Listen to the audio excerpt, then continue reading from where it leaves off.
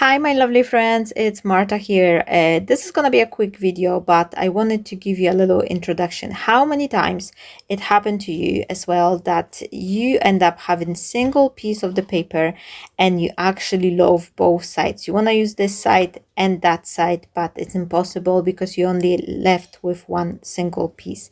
I'm gonna create a card, show you how can you work around it. So if it's interesting for you, please stay tuned and let's make a card now.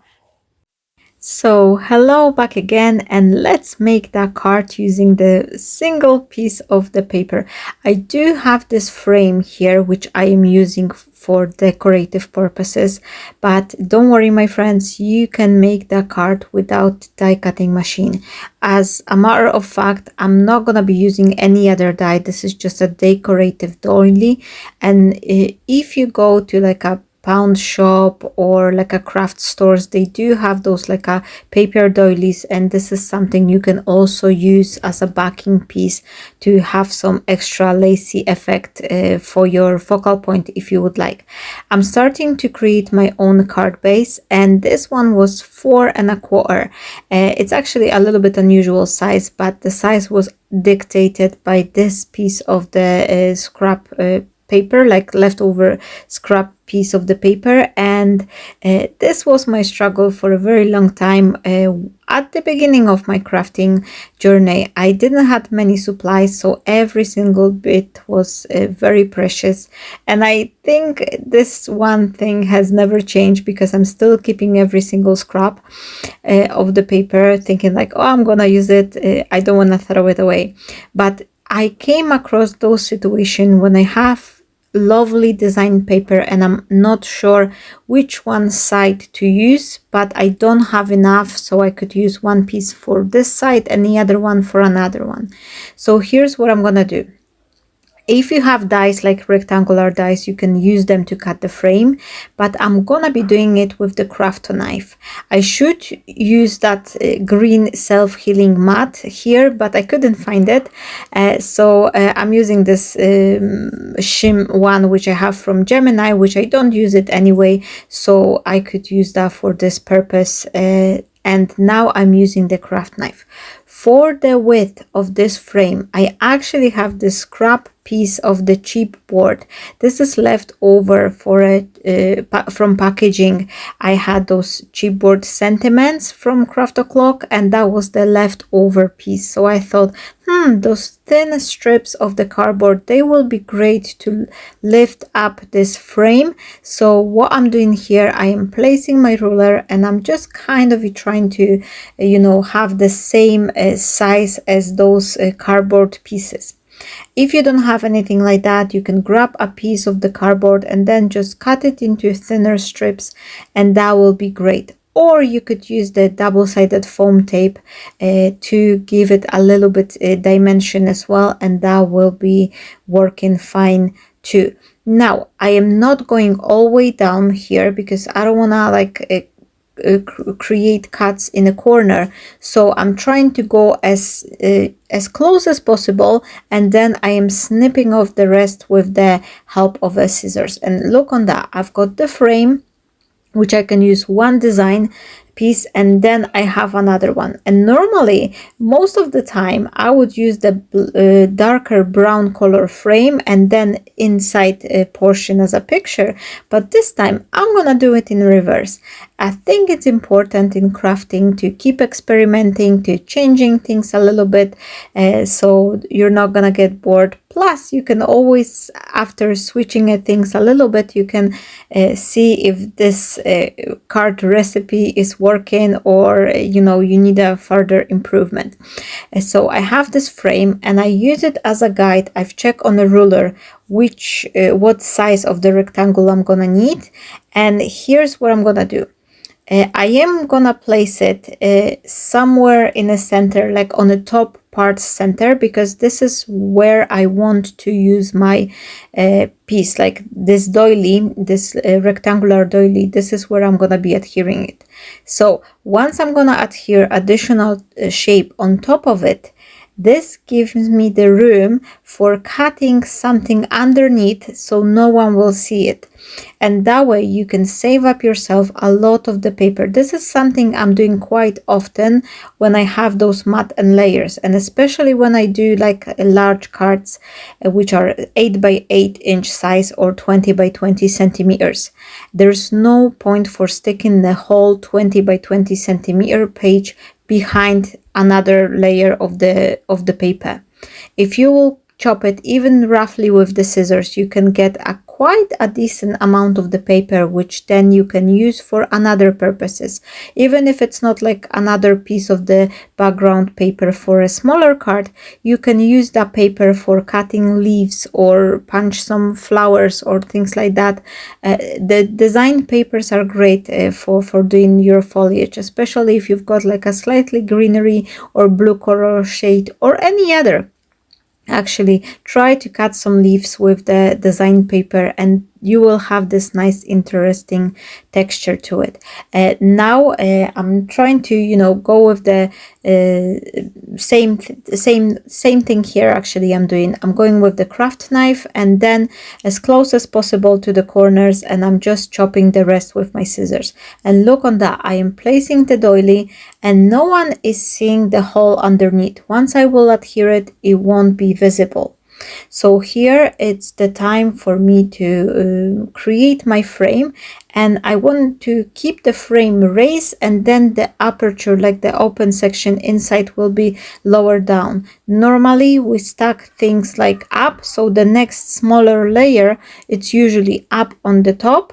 But sometimes you can achieve very interesting look if you will switch the things, like your outside frame will be higher than your layer on the top, like this inside layer.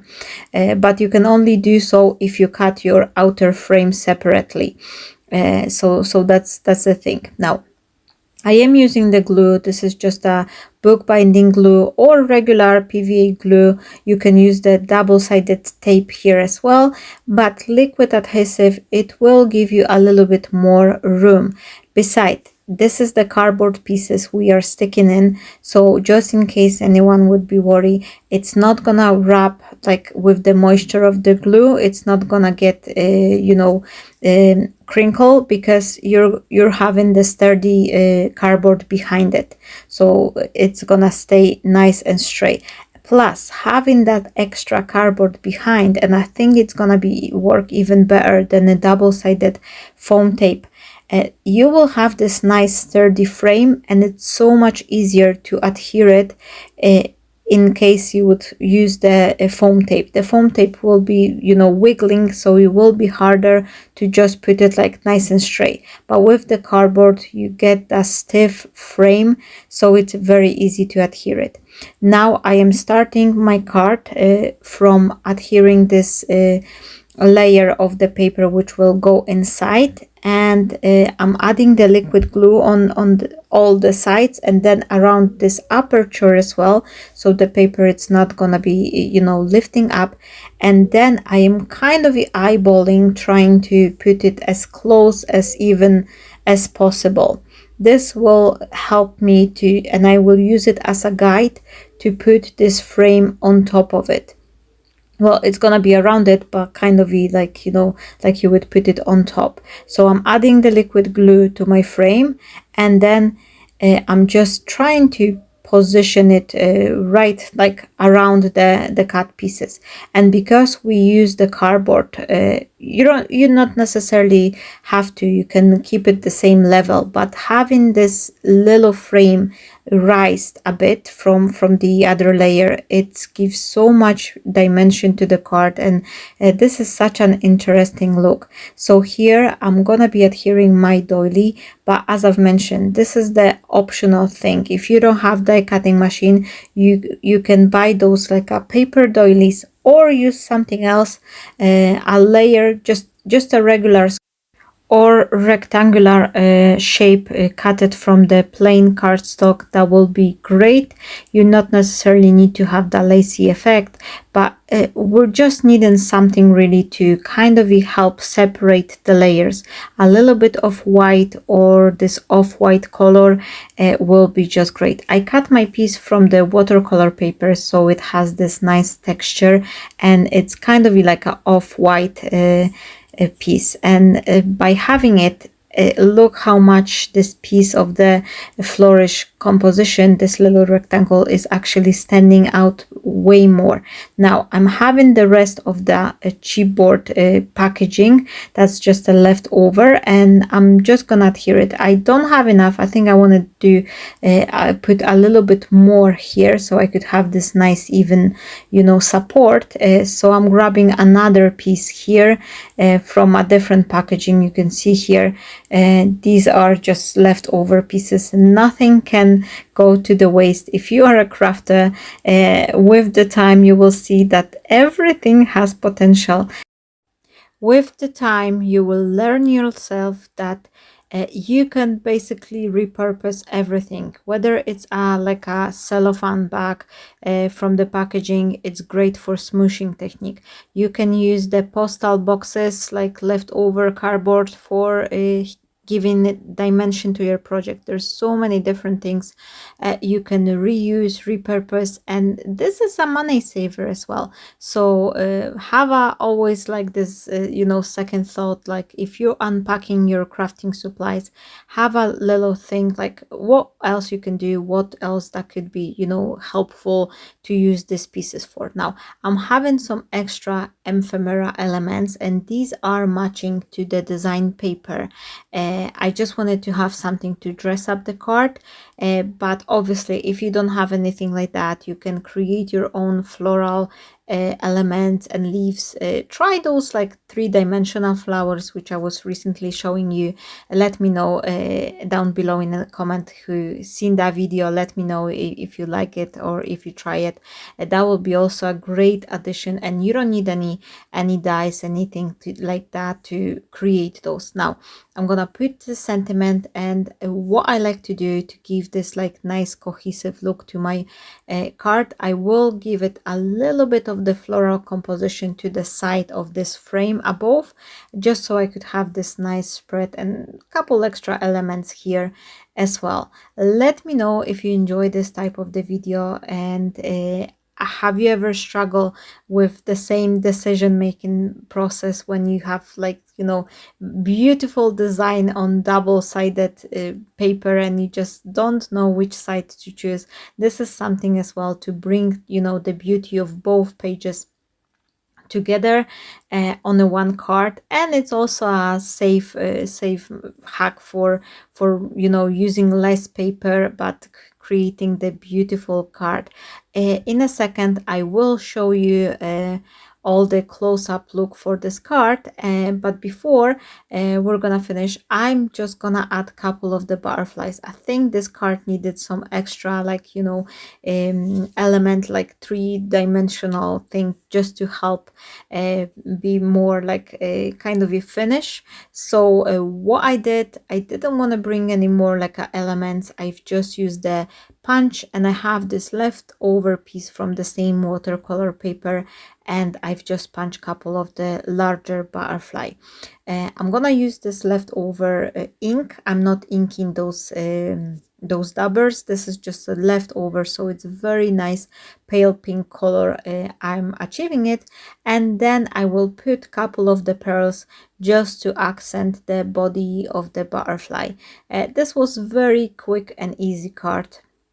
I'm only using the eraser to get rid of those pencil marks which I was making earlier, and that card is basically finished. I've made it. I actually speed up the video twice, so I think this card took me less than 30 minutes to put it up, just so you could have the perspective. Like, I'm sometimes, quite often, I share this knowledge with other crafters like who watch my videos, like, oh, this card took me as much time, so you will know that you know, It's quick or it's taken more time, but you could have your own comparison. But it was very easy, very quick, and it's very beautiful. And thanks to this rice frame around, I think it's having very interesting look. If you like this video, please don't forget to say hi, share the video with your friends, and of course subscribe to my channel. Thank you so very much. I will see you on another video shortly. Stay blessed, my friends, and bye bye.